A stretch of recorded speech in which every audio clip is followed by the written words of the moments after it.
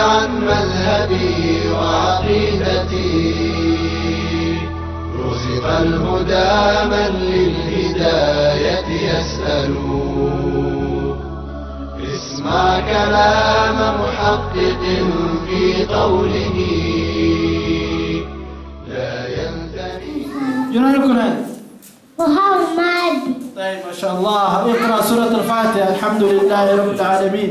الحمد لله رب العالمين الرحمن الرحيم مالك يوم الدين إياك نعبد وإياك نستعين اهدنا الصراط المستقيم صراط الذين أنعمت عليهم غير المغضوب عليهم ولا الضالين. ما شاء الله. تكبير. ألف باء.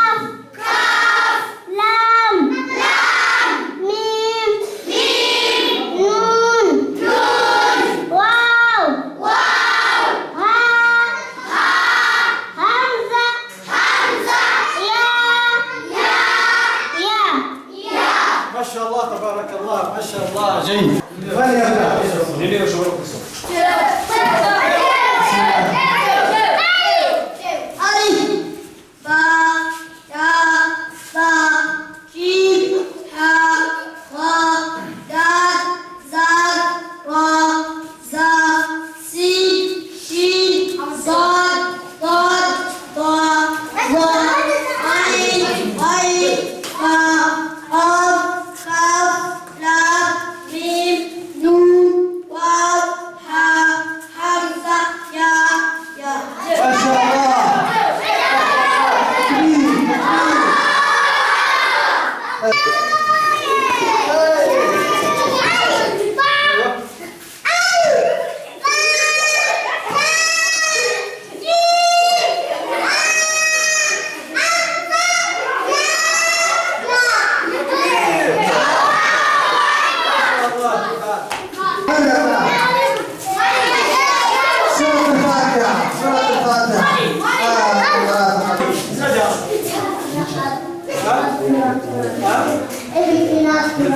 عبد الرحمن. ما شاء الله. عبد الرحمن اقرأ سورة الفاتحة. الحمد لله رب العالمين. الحمد لله رب العالمين الرحمن الرحيم مالك يوم الدين اهدنا الصراط المستقيم صراط الذين أنعمت عليهم. ما شاء الله. ما شاء الله. عبد الرحمن. ألف باء. ألف باء تا جيم يا. ما شاء الله. الحمد لله رب العالمين الرحمن الرحيم مالك يوم الدين إياك نعبد وإياك نستعين اهدنا الصراط المستقيم صراط الذين أنعمت عليهم غير المغضوب عليهم ولا الضالين. ما شاء الله. ما شاء الله. عبد الرحمن. جيد. تعال ولسه صغير. طيب دقيقة. تعال يا عبد الله. يأتونا واحد. طيب موجة. بوتة.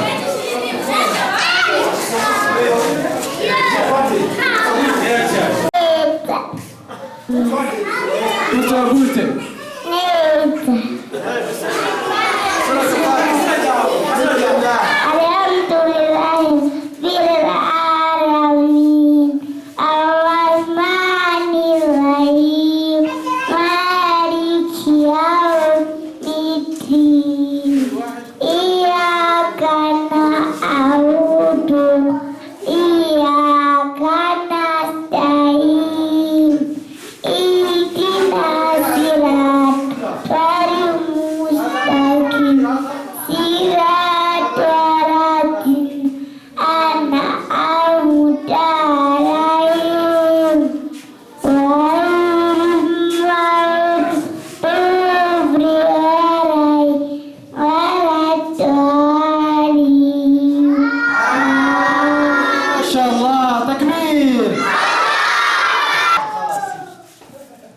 طيب متى قلت؟ إبراهيم. إسماعيل. إسرائيل. طيب اقرأ سورة الفاتحة. الحمد لله رب العالمين الرحمن الرحيم مالك يوم الدين إياك نعبد وإياك نستعين اهدنا الصراط المستقيم صراط الذين أنعمت عليهم غير المغضوب عليهم ولا الضالين. Bon après-midi. En classe, nous avons vu un poème, n'est-ce pas? Un poème qui s'intitule Comment? Quel est le titre du poème? Quand je vais demander à une élève qui peut venir ici pour déclamer ce poème. Qui peut le faire? Tu te présentes? Machallah, c'est bien, c'est rapidement mémorisé. Vraiment. Tu donnes ton nom et après tu déclames un poème. En regardant tes frères, tes amis. Je m'appelle Issa. Rokang. Regardez le public. Avec des gestes. Rokang. Il dit non avec la tête, mais il dit oui avec le cœur. Il dit oui à ses élèves, il dit non au professeur. Il est debout. On le questionne et tous les problèmes sont posés. Soudain, le fou de rire reprend et il efface tout. يا سائلي عن مذهبي وعقيدتي حروف الهجاء ألف باء تاء ثاء جيم هاء خاء دال ذال راء زاء سين شين صاد ضاد طاء ظاء عين عين صاد كاف كاف لام ميم نون واو ها همزة يا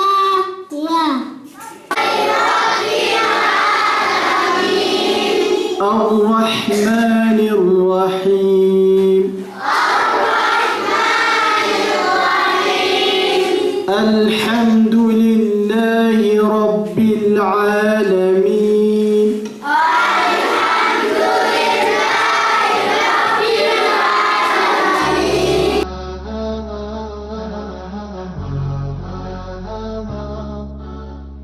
والصلاة والسلام على أشرف الأنبياء والمرسلين نبينا محمد وعلى آله وأصحابه أجمعين. وبعد، والسلام عليكم ورحمة الله وبركاته.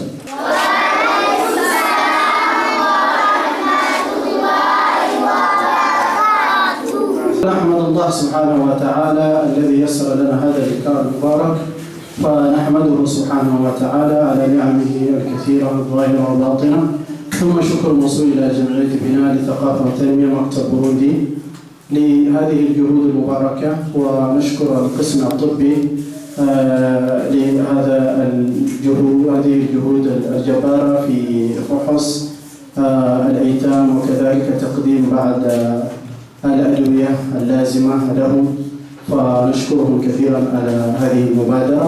كما نشكر إدارة الإسكان للأيتام وكذلك مدير مدرسة الفلاح في بوغراما. فالآن نحن في نهاية هذه الفعاليات، ونسأل الله سبحانه وتعالى أن يجعلها ما قدم في لوجه الله سبحانه وتعالى.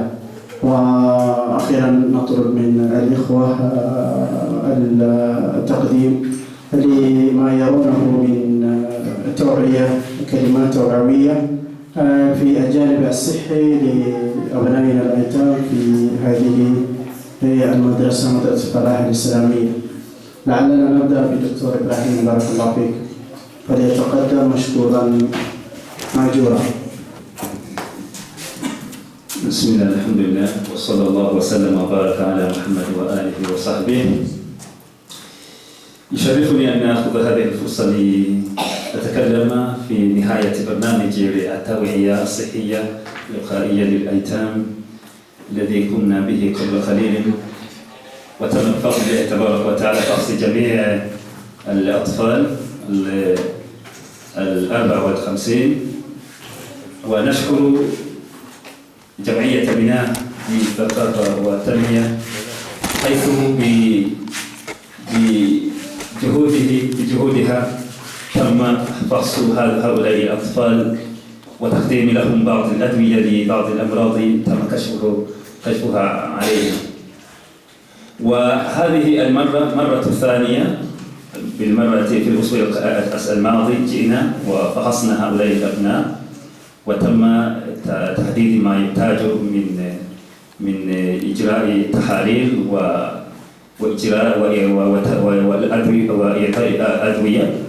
والآن جئت مع فريق من الإخوة طبيبة ومخصصان في مختبر الطبي، وقمنا بالفحص وقمنا أيضا بتحليل الدم والإكس، وبفضل الله تبارك وتعالى تم الأمر. وبفضل الله نشكر الله نحمد الله على صحة هؤلاء الأبناء الجيل المبارك إن شاء الله، ونسأل الله سبحانه أن يحفظهم وأن يجعلهم القادة المستقبل، ونسأل الله سبحانه وتعالى أن يبارك هذه الجهود. وفي ختام هذا الكلام نشكر شكرا من أعماق قلوبنا المدير حيث يبادر في الرعاية الصحية لهؤلاء الأبناء ولا يألو جهدا حتى يحقق لهؤلاء الصحة الجميلة الطيبة بإذن الله سبحانه. وبالنسبة لهؤلاء الأبناء ما لسه فأبوه يسلسل ما جوه ما وجه طويل في مصر هل سواء نموت هذا هو طوابتي أو مسألة جوازوا موتي وينزوكا تجا كنيش فبهاي نقول أبو إنزوكا نموت مقوى إنزوكا مجري كليو جل مقرأ ميداسيش نكوفوكا ليرو جل جوازوا هكذا كني مقهكين نجا مقهكين مميداسيش نهيجا يجو hanyuma kuri bajye bafise mu mutwe ibifaranga twasize mu kibazo basiga gatatu ku munsi indwi zitatu sibyo. Hari n'abandi twabonye mufise akabazo k'ikena ry'amaraso mubonye mugira ubwoba Imana irababona sibyo, bazobaha umuti muze murawunywa iminsi 30 turiko hanyuma mubandanye mugira isuku mukaraba mwoba baboza sibyo, namwe babashoboye kwiyoza mwiyoza sibyo, babigisha no kumesa ko mwe mwatangiye gukura muze babigisha no kumesa kugira ngo imesere mugire isuku sibyo no kwibrosa mu menyo mubwire baba mama ati tumuduhe mujigiti sawa kugira ngo tubibrosa amenyo yacu ntazohunguruke tubikomwe kugira ngo mugire isuku. Imana rero abandi babungabunga mwige sibyo, twasanze mwese alhamdulillah mwimere neza nta ngorane sawa. Hanyuma tubonana hato na hato ugize ikibazo abavyeyi bari ngaha bazobatubwira ikibazo na twebwe bibaye ngombwa tuzoshika kugira ngo tubandanye tubitaho. Hanyuma rero nashaka muvuge takbir takbir.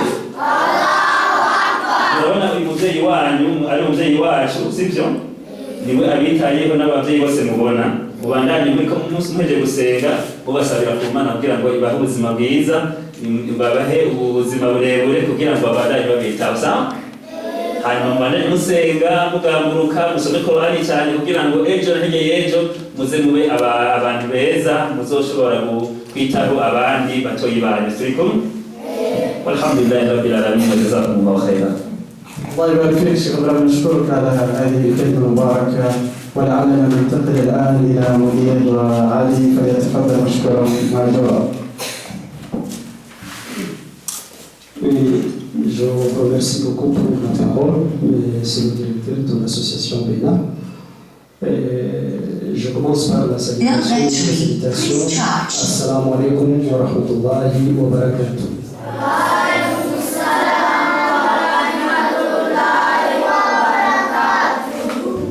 Monsieur le directeur de l'association BENA pour l'après-midi, cher docteur, bon après-midi, cher imam, bon après-midi, et chers collègues de l'après-midi. Je vous remercie beaucoup d'être là. Je commence tout d'abord à donner mes sincères remerciements à monsieur le directeur de l'association de Bénin pour cette action noble.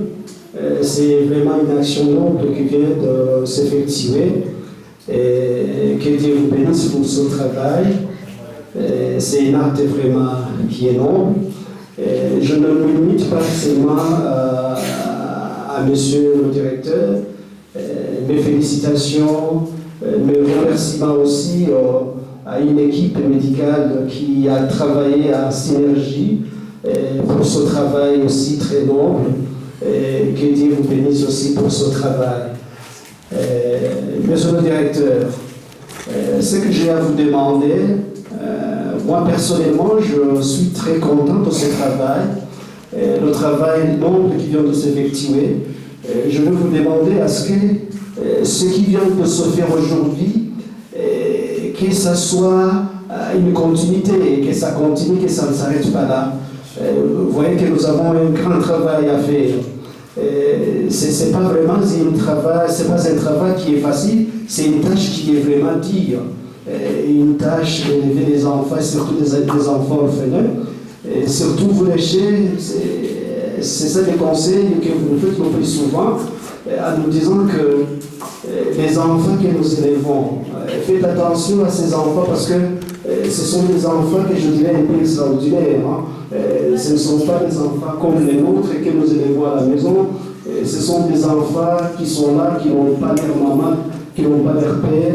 Alors, ce sont des enfants à qui il faut vraiment, donc des enfants qu'il faut vraiment gâter, Et soyez le bienvenu encore une fois chez nous. Je vous remercie beaucoup, monsieur le directeur de l'association Bénin. Merci infiniment pour vous, monsieur le directeur. Merci de m'accorder la parole. Et monsieur le directeur de Bénin, cher docteur, cher imam ici présent. Assalamu alaikum wa rahmatullahi wa barakatuh. Et moi, c'est un grand honneur de venir faire cet acte comme important. C'est pourquoi on s'occupe des enfants, comme le directeur vient de le dire, des enfants orphelins. Et ça me touche au cœur. C'est un acte que moi-même, personnellement, si on me demandait de venir loger ici et suivre les enfants, ça serait très facile de venir. Mais étant donné qu'on travaille ici et là, mais aussitôt que vous allez nous appeler encore une fois, nous serons ici présents en collaboration avec notre docteur qui nous a fait signe, venez voir à Galama. Il y a aussi des enfants qui nécessitent notre secours. Du reste, ces enfants que vous voyez ici, si vous regardez dans leur visage, sont des enfants qui sont bien portants. Et comme je le dis toujours, la santé commence à la cuisine. Je pense que c'est la cuisine qui fait tout cela. Ces recommandations, sauf les recommandations que nous avons formulées, qui seront données dans le rapport, ça serait de s'occuper de la cuisine pour qu'on ne vienne pas ici pour traiter, mais que la prévention peut venir au premier degré. Autre chose, peut-être, parce que peut-être dans un rapport que nous allons adresser, sous la supervision de notre docteur Ibrahim, ça sera écrit, mais du reste, moi je suis très satisfait du fait que nous sommes venus ici pour suivre ces enfants et que cela a été un début ou soit une deuxième séance et peut-être dans l'avenir, même certains, en tant que la volonté, certains examens que nous avons fait nécessitent une répétition. Et c'est un long projet qui va accompagner ces enfants jusqu'à leur maturité. Et je vous remercie. Assalamu alaikum wa rahmatullahi wa barakatuh. Assalamu alaikum wa barakatuh, mon frère. Wa alaikum assalam wa rahmatullahi wa barakatuh. Wasmuka. Oui, Manaju. Nalishaka ndawashimire ko mwaje kutuvura. Watu wanashukuru ala kutubikum wa Senegal. هل هو فرح بزيارة الأطباء؟ ونزل إيكو نعم ما شاء الله. كيف هل أخذت أدوية؟ ويموت وماشي يمكن عمي وأدوية وأدوية. طيب بين الحقنة والأدوية أيهما ألذ أيهما أفضل؟ فكتير شيء نبي نكشف جوده جزاك الله خيرا. جزاك الله خيرا. جزاك الله خير. وأشكر إبراهيم. جزاك الله خير إبراهيم. اسمي يمن التركي. إيمان إن شاء الله يقرأ لنا سورة الفاتحة وقصيدة بإذن الله تعالى. تفضل. سورة الفاتحة. الحمد لله رب العالمين الرحمن الرحيم مالك يوم الدين إياك نعبد وإياك نستعين اهدنا الصراط المستقيم صراط الذين أنعمت عليهم غير المغضوب عليهم ولا الضالين.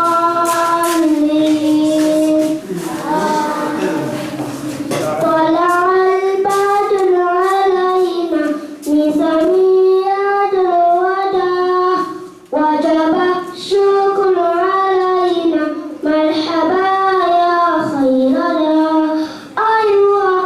أيها المبعوث فينا جئت بالأمر المطاع جئت شرفت المدينة مرحبا يا خير داع. ما شاء الله تبارك الله جزاك الله خيرا.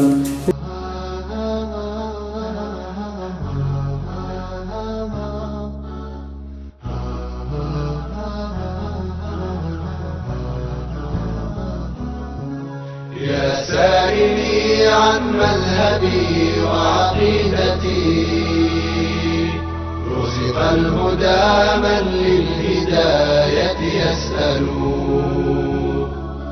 اسمع كلام محقق في قوله لا ينثني عنه ولا يتبدل. حب الصحابة كلهم لي مذهب ومودة القربى بها أتوسل ولكلهم قدر على وفضائل